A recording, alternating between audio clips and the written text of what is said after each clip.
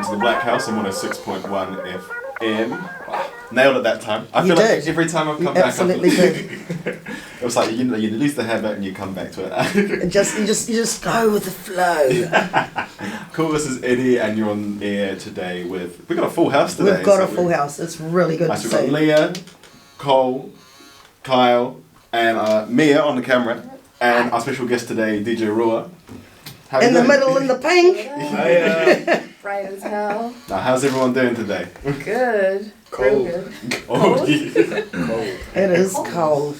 You know what? I've been taking advantage of this cold weather, and I've turned into the sheen queen from hell. Here's my advice to MSD.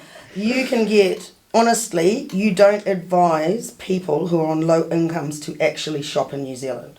You advise them to shop on AliExpress or Temu's like the poor person's AliExpress. We ain't gonna go there. Or Shein. And you know, I just scored me a nice sweatshirt combo. The pants go with this and this colour. You will never find this in New Zealand. So you can be poor and still look good. Exactly. Yeah. So that's my advice to everybody out there. And quickly, before National gets in, make sure you spend up large because they're planning to take away all of our money. Damn. So really looking forward to that extra. Yay, National. $7 a week. That Just to caveat that the opinions you hear on the show today are the ones of the hosts and not necessarily the studio. Please. Personal opinions, freedom of speech.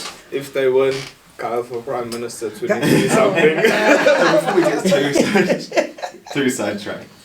What's that? So speaking of Newtown, RUWA, you were saying you were to a couple saying you had a gig in Newtown. We saw you at a gig in Newtown. Yes, so that was at Anti-Social maybe, oh my gosh, I'm trying to remember dates, maybe 3 weekends ago. Yeah. And then... That's a funky little bar. I love it. So the whole setup in there is just so... So, like, I studied architecture and done a bit of interior architecture as well. And so I walked in, I was like, oh my gosh, look at the bar. It's got, like, this beautiful fur texture and just, like, real groovy. But yeah, I'm a fan. So we've introduced DJ RUWA and what she actually does? No, so that was what I'm going to say. That's what we're going to For context. For context, RUWA here today is probably one of the coolest DJs I've seen in a while. So I was at Jess B, and I remember watching, just like, that's like an energy that I don't think I could ever match. Like, you were the most energetic kind of like appreciate it. DJ I think I've ever seen. So yeah, that was like, that was you opened for, was it Jess B and Gold Fang? For Jess B and Gold Fang's New Zealand tour. How did you get that link up? So the link up, you know what? Well, it was like, I don't know, I think it was through, so this is an amazing collective called Practice Presents / Mouthful. So they've created a directorate for non-binary and female DJs. I think it's called Mood. Okay. So you could go online and like search for a DJ within whatever area. So I think they found me through Mood, and then a performance that I did, a set that I did prior to that. So yeah, and then I got a call from someone like from Australia, and I thought it was my brother-in-law because they live in Melbourne. So I was like, ready to be like, "Sup, Ben? How's it going?" And I like picked up and I was like, "Oh, this is not Ben." And so I kind of like played along with it. And then Sam, shout out to Sam, it's really awesome, Jess B's manager.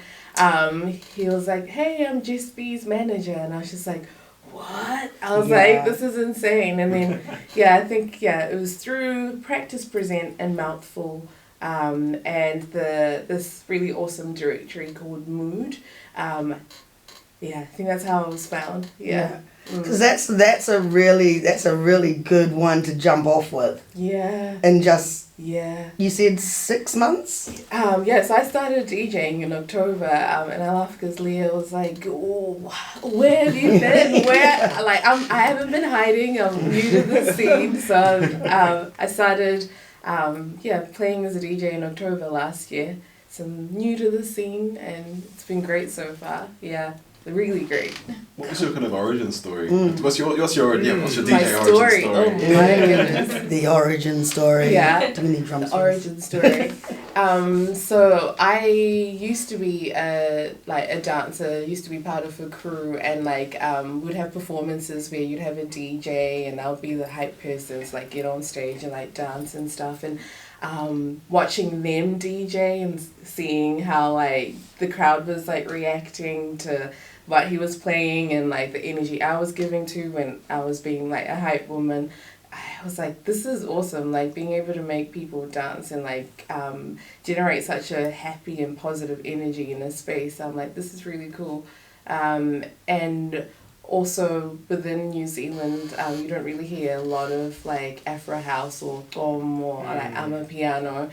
And every time you'd go out, there's a certain genre that you hear all the time, and what I play reminds me a lot of home, and being able to play that, so sort of. Where's home, if you don't mind me asking? Where's home? Zimbabwe. So Yeah. the population of Zimbabweans in Wellington is some.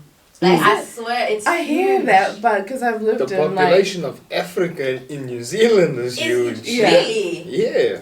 Honestly, Africans and an umbrella, yes, but it's always Zimbabweans or South Africans. You guys have the biggest demographic in the African category. It was Dunedin was Zimbabweans and Nigeria. Yeah. And I just discovered, who's that guy that discovered the falls, Victoria Falls? I just discovered the coloured community. There's a coloured community here. The colours. Yeah. Really? Yeah. And Kyle, you're from. I feel like an anthropologist.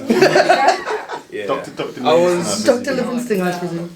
I was actually watching a podcast last night about the coloured communities and how when you say coloured, I'm a coloured from South Africa, people would just automatically assume, Cape Town. Everyone sort of forgets about Durban colours. Our own sort of breed with different, it was Heritage Day last week, and there was a couple of things on TikTok being said about colours you guys can just have the day off because you don't have a heritage and you don't have a culture. But that's kind of that's a little harsh. But as the coloureds, they then turned around and said, well, actually no, everywhere you go at a party, there's coloureds drinking. If the fight starts, the coloureds are starting the fight. If something happens, the coloureds are there. That's part of our culture and our heritage. We like to drink, we like to party, we also like to fight sometimes as well. Not that we condone violence or anything, but a little more of a sidetrack, sorry to just stop you, but coming from a person who's from Tanzania, I don't really know what you mean when you say coloured, because we don't have that. Yeah, we don't have that in Tanzania. Yeah. But considering considering we do have mixed race. We have chotara, which kind of means the same thing. What is it called? Chotara. Chotara, because I'm also Tanzanian, she's Tanzanian, Yeah. but I'm Tanzanian, born in New Zealand. I just call myself an Afro-Kiwi, but I've kind of transitioned into being a Durban coloured because I kind of dig their whole attitude. Yeah. So sorry, Mia. No, it's okay. It's fine. Yeah. I don't feel alone or nothing. Because I like to party, and I mean, if shit jumps off, hey. You gotta do what you gotta do. But it's and there was another thing that they were saying, Durban coloureds are the only coloureds that don't speak Afrikaans. So what language do you speak? English. We kind of do, but we got speak slang. We got slang inside that. Yeah. So most of our slang words are Afrikaans and Zulu mixed together. Right. But it's not the proper word. We'll just use it as slang. So is that word lekker? Is that yours? That's Afrikaans. Oh, that's but we don't Afrikaans. speak Afrikaans daily, but we'll say lekker or lekker. Okay, so that's so your slang words are from Afrikaans thrown into English. Yeah, it's just South African, the culture. You're just around you're around white people, you're around black people, and they speak their languages around you comfortably. Yeah. So you're always curious and what does this mean? What does that mean? Because you always hear the words, and then you pick up on the language, and it becomes a thing. Because this is a really good segue, because the music that you like is actually from their culture, right? From Durban? Yeah, Yeah. like Right. Gqom is Gqom, originally, yeah. how do you say Gqom. Gqom is originally from Durban. Get into. How did I get into it? Oh, Yeah. that's a really good question. I think it's, I don't know if you guys have heard of DJ Lag. Yeah. Yeah. I remember I like came across one of his tracks called DJ Lag. Yeah.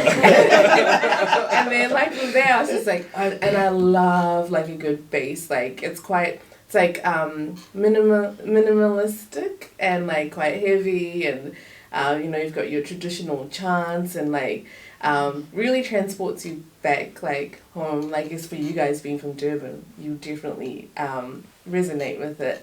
But yeah, DJ Lag is what got me onto Gqom, and then from there you just kind of go into this like deep dive of different Gqom artists, and and also trying to listen to like other genres of afrohouse, because I try not to box myself into like one genre, but seeing what else is there. So you've got like afrotech as well. Where does that come from? Yeah. That is, I think it's like a mixture like across like Africa. It's not from so you get like from, I don't know, like middle of Africa to like southern Africa. It's like a mixture, but it's got like a techno blend to it. Because I think it's interesting seeing that, because I guess like from the afrohouse sort of thing, like I guess it's one of the things that I find in New Zealand is that a lot of African events are Afrobeats heavy. And obviously the shift now, Afrobeats and amapiano. Yeah. But it's interesting, like how have you found that kind of space of being something that's not necessarily in that kind of Afrobeats heavy kind of style? How have you kind of found? I think, I studied architecture, and there's like, when it comes to architecture, there's composition, how like rhythm, it's like a design language that you use. So when I listen to music like afrotech or like Gqom, where it doesn't have like a lot of like lyricism, and it's like it has a sort of industrial vibe about it. I can almost envision like, it's weird, like, you know, like structures, like you can see music in that way, and that's what I like about it. Yeah, but I do love Afrobeats for sure, like, you know, like, yeah, why can you not? But I think that's what I like about it, just the minimalism of like Gqom and Afrotech. In a world where the DJ industry often leans heavily onto established genres and trends, how do you infuse your own personality, your style, and the genres that you like in those sets? Or do you just stay away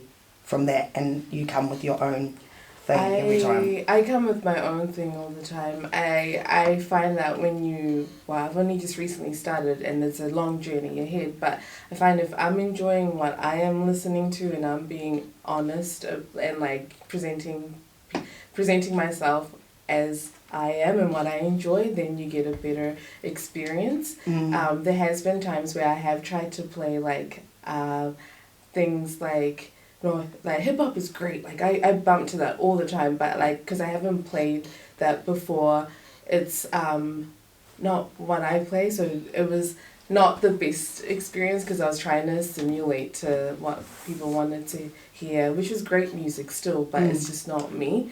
So I think it's important that I show up as I am, and it's either, again, I've just started, so I don't want to stop myself from like not gaining experience, but I'm kind of wanting to take the stance of if you want to see me, you want to see me for what I play and what I have to bring. Yeah. So it's like that whole authenticity thing, isn't it?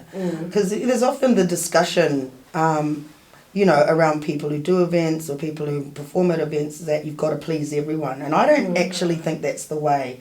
I think when people come with their own, this is my opinion, I keep saying that all the time, that when people come with their own vibe, and they're, like what you said, are into it, that's what people go, oh yeah, we know that DJ, because that DJ plays this. And it kind of moves away from people going, oh, if you go to this venue, this is the kind of music you're going to hear. It actually, I think the movement at the moment is more towards DJs becoming real personalities that people follow. more than like say back in the 90s. We always knew at that club they play hip hop. At that club they play drum and bass, if they still even play drum and bass anymore. Yeah, that's like, or that place, that's where the reggae is, you know. So I think it's, me personally, I think that movement of becoming really like how you are, what I've seen on the videos, you're very energetic. So and I'm just curious, like I've watched I know a couple of DJs that are like female DJs as well that are really energetic, and this is why I always think, you know, like we can never have enough female DJs, because you get a whole show at the same time. How do you feel about that? I think that is true. Like the DJs, well, my favorite DJ that I follow at the moment is DJ Karaba. I don't know if you guys have come across her. She's fantastic. She was like touring Europe. She's like real big. She used to be a dancer as well. I think she still is. But like when you're able to, I guess, understand music from a DJ's perspective and also a dancer's perspective, it's just like a whole lot of fun. Like and it aids to it being like a performance and like an experience. Because you reminded me of a younger DJ Oracle. Do you know DJ Oracle? Oh, I might have to do my research. Oh, we just had her. Yeah? Yeah. And, I mean, have you thought about, like, making your set an actual full-on...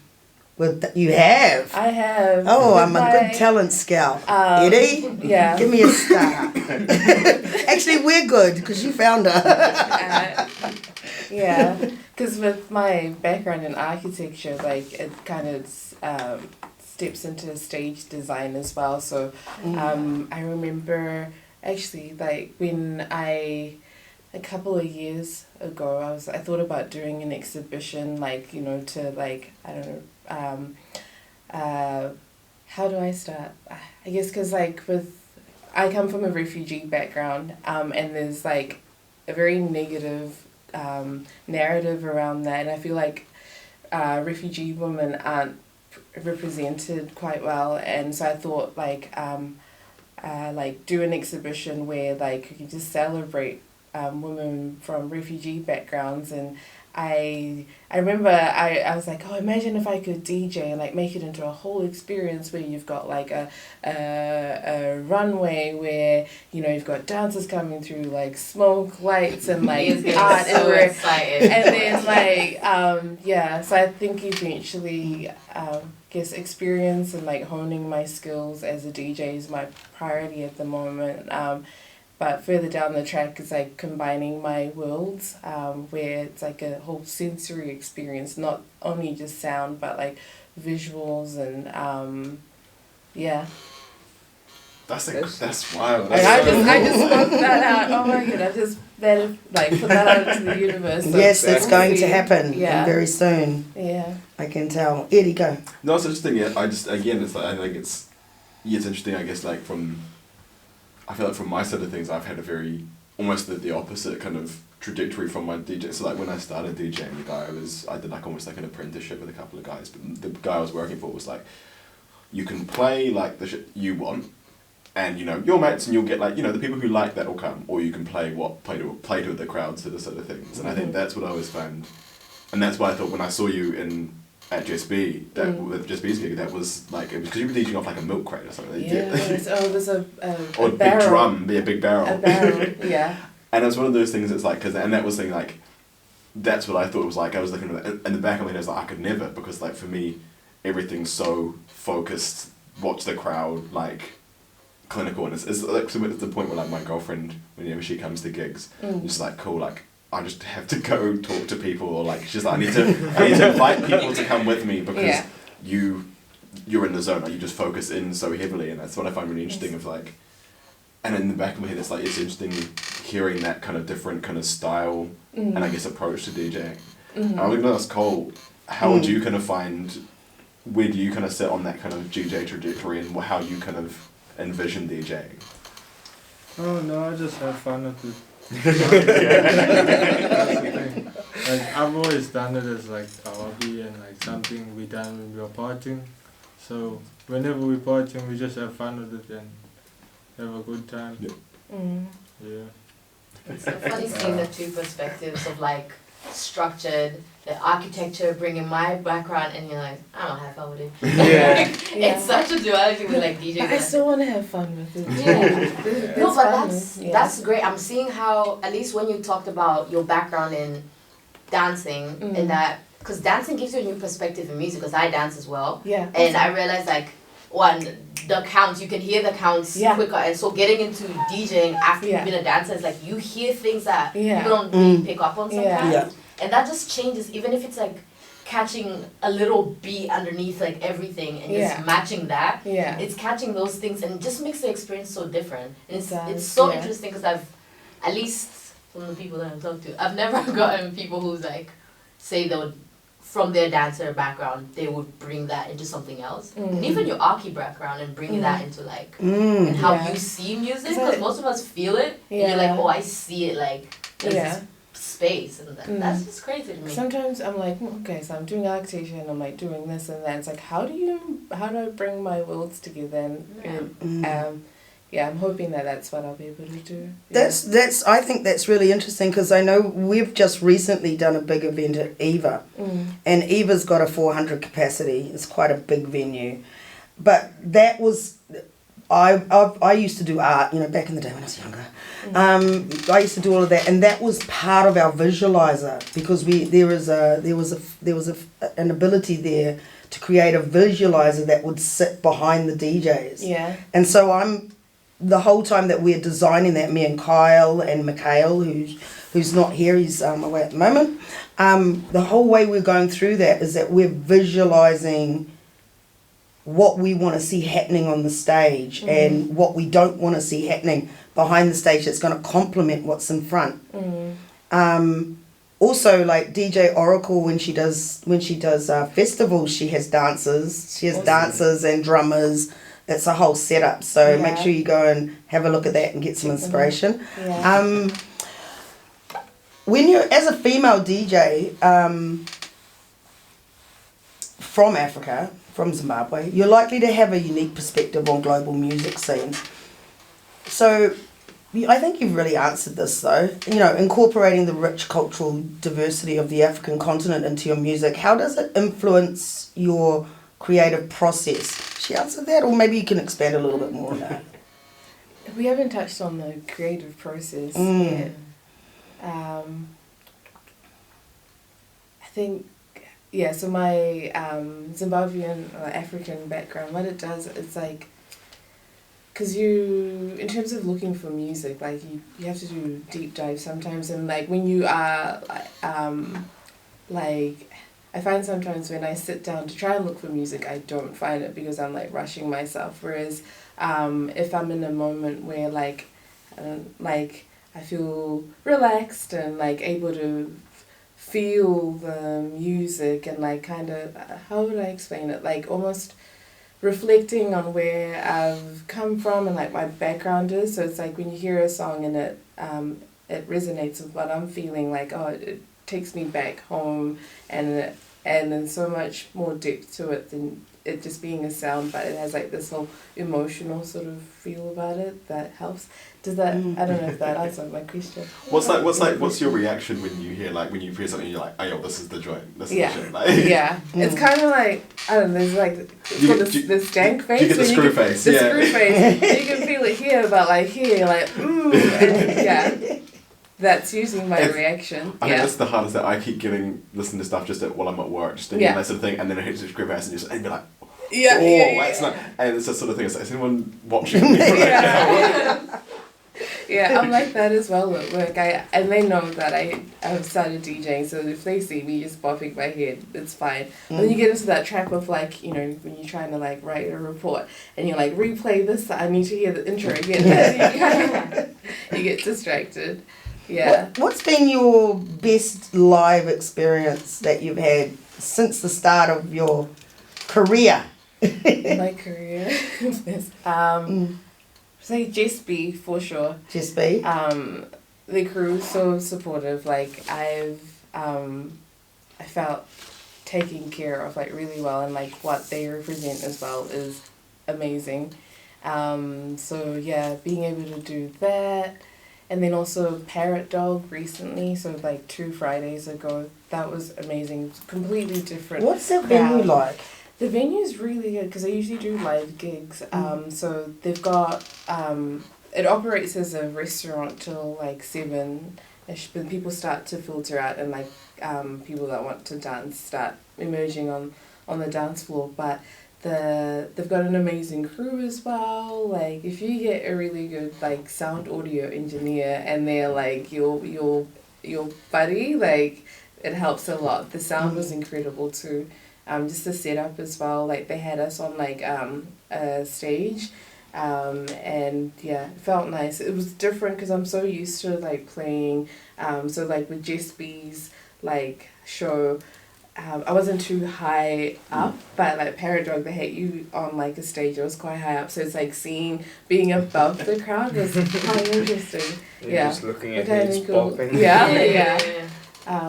But that was fun, and I was wearing a really cool outfit with Parrot Dog. I don't know if you saw it, but it was like neon, like green. I wore it because my partner got it for me from his trip from Chile, and he was like, "Ruwa, you never wear this," and I bought it for you because like it's for you're gonna look great DJing. Yeah. So I put it on like, and then like yeah, I didn't realize like I was like looking down at my hands. I was like, whoa, I'm like glow in the dark kind of situation. I was like, all right, I'm just gonna continue on. Yeah. That's great. Cool. Parrot Dog and Jess B's show have been my most favourite performances. Were they packed out crowds? The Parrot Dog, it started off a bit quiet, but then at the end of my set, it was more packed, and like I had people that never heard what I've played before, and they're like, "Where are you playing next? Like, I want to come to all your shows." Like, right. Yeah. And then at Jess B, you know, sometimes when you play, you get so immersed in like what you're doing that you sometimes was packed out. Yeah, I think slowly. Yeah, it was definitely getting there. I think. Yeah, because then it went directly into Jess B. Yeah, no, yeah. So yeah, you would have packed it out, and then Jess B would have come on. Yeah. Yeah, but no, it was cool. Like it was, and I think it was just like it was a good kind of venue, and it was like I think that was like you said, it's the interesting one of like that stage height and that stage staging. And I guess because Valhalla is not the biggest of venues, so I think it was like sort of things that even then like it felt packed and it felt like a good energy. I mean, you couldn't fail following, coming in front of Jess B. There's just no way. You know what I mean? You know, the DJing industry, it's been traditionally male dominated. What have you faced any challenges or stereotypes as a young female DJ? Not yet, touch wood, but I know it's out there, and it's probably something that I will experience, but not yet. I don't know, like from your perspective, have you experienced like females being treated a particular way, like, or? Yeah, I feel like, I guess similarly in Dunedin, like it was very much, I guess the crowd I was with was all guys, and I think there's been a couple of people, I guess that's probably part of that, and I guess probably that's not actually, that's probably where the problem sits, is like it wasn't necessarily that there was the kind of numbers there, so I think there's a couple that used to be in RA, and then I've noticed a couple of my residents, a few of them who are women who have now started doing, you know, eventually picked it up in their first year of uni, and I think have had that development, but I think that's probably initially the big one, it's just like, is getting some of that space, and I also think because I was in like the nightclub scene, so it was like a constant like week in, week out, I think that probably in some ways might become like a barrier or a bit of a gatekeep sort of thing. It's like where if you were with a crew and you have the contract to do the full, let's say there's the Octagon, there was about 7 bars, you've got 3 of the bars in the Octagon,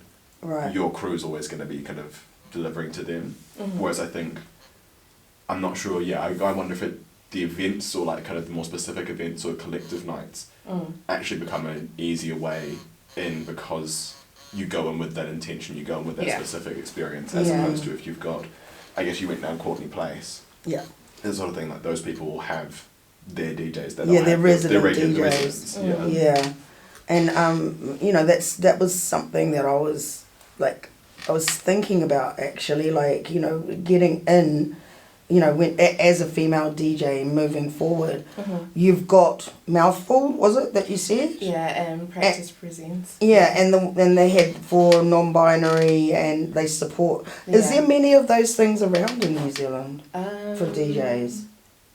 I'm not aware of other collectives like that outside of Wellington. And also I shouldn't forget as well, like, to mention Hurricane Emily.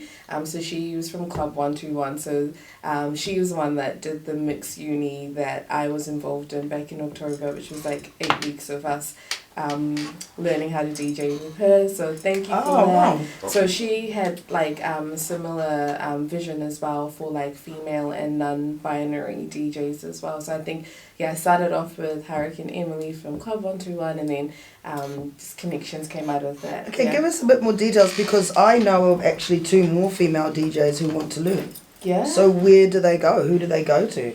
Well, I'm aware that Practice Presents, usually they have like workshops for female and non-binary DJs, beginners or like, I don't know, intermediate, and they usually hold like jam sessions, and this afternoon they've got a session, an event out at Barrel Brothers. Is it the Newtown? Is it the Newtown? Yeah, Newtown.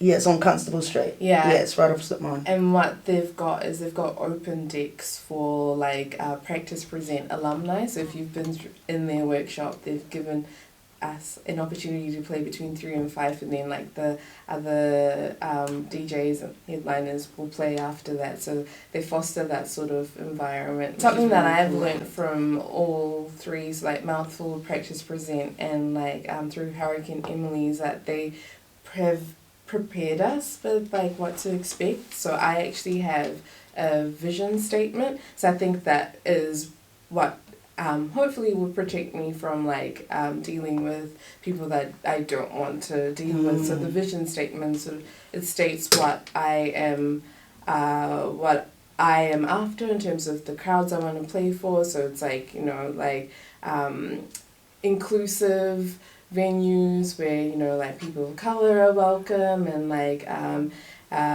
just anyone's welcome to like be in that space. So so I've stated that, and also like, I don't have it with me. I should have brought it. I should know it off my head. It's in my heart. But so a vision statement stating who I am, what I represent, and what I would like to be part of. It's kind of like a press kit for DJs. Yeah, but cool. It's quite, I think it's a very new thing as well. Like, because I find like with like DJing, it's not formal. Like it's kind of like, trust that, you know, we will do right by you and you will do right by us. So I think that's something that I've had to learn as well, is that like, you know, it's not a very formal process.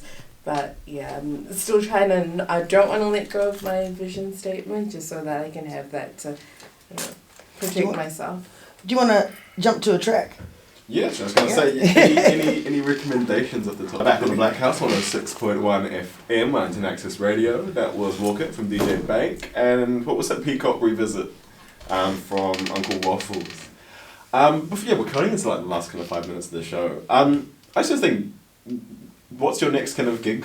Do you got anything kind of coming up in the future, or? In the future, I think because I still work full-time and stuff, and it's like trying to balance not over DJing, because, you know, like mental health, well-being, should take care of that. I've got, so with Alley Cats, they have sessions at Meow, so I've got one on mid-November, and then in February I'll be playing at Welcome to Nowhere, which is a festival in Wanganui. So that's nice. Waitangi weekend. Welcome to Nowhere. Welcome to Nowhere, yeah. Well, Wanganui is nowhere. Says the guy from New Plymouth. Howara, sorry. Howara. Get it right, please. Literally. How and where? Howara. So, I was gonna say all these places they're all in the North Island, so none of them ring a bell. Taranaki Like hardcore. my knowledge of New Zealand kind of ends. And Cole, how about you? You got anything coming up? Yeah, we're planning to do a few live streams coming up in the future. We're gonna make it like an every weekend thing and get it normalized around New Zealand and Yep. get it, yeah. Yeah.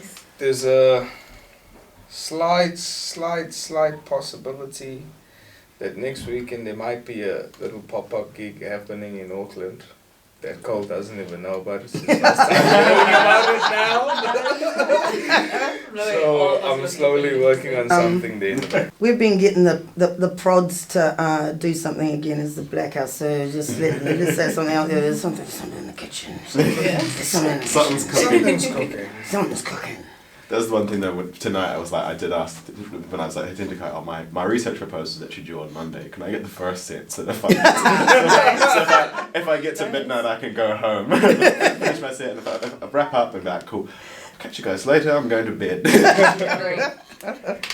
Yeah, I think I'm gonna pop down to that. What about you guys? You gonna pop down? Yeah, almost probably. We got to come and support Eddie. I have a friend's birthday party tonight, so. Oh, you bring the whole group. He might stay on past 12. Oh yeah, she's organised like a spelling bee birthday party, so like we'll see how it goes. My friends are all cool like that. Like spelling bee. I'm looking forward to it. I would love to go to one of those. A drunk spelling bee? Drunk spelling bee. Oh, that's chaos. Yeah. Yeah. Primary school, I got so many awards for reading and spelling. Okay. Yeah. If they tell me how to spell thesaurus right now, I promise you I won't do it. Yeah. I'm not doing Thesaurus. it. And that's doing it. I would like to ask you one question. What advice do you have to other aspiring female DJs who want to make their mark in the industry? Stay true to yourself, and if people vibe with that, then great. Puts less pressure on you to try and be some personality you're not. So just stay true to yourself and enjoy the process. Eddie. My one, I think it's just, it's find your space and find your niche, and like I think that's probably. I know you're speaking on behalf of male DJs, not female DJs. No, but I think it goes across the board. I think it's like I found like I regret probably not going hard on the genres that I really liked sooner. Like in terms of like, I like Afrobeats, but like my passion is like soca, it's garage, it's probably bashment and jungle and that sort of thing. I think like, and I regret not going a lot heavier on them when I was kind of started DJing. And I think it's like, so I think with my recommendation probably just like find that niche and find the thing, I said, find the genres you love and just go heavy on them, because I think, and be able to do other stuff as well, but like definitely.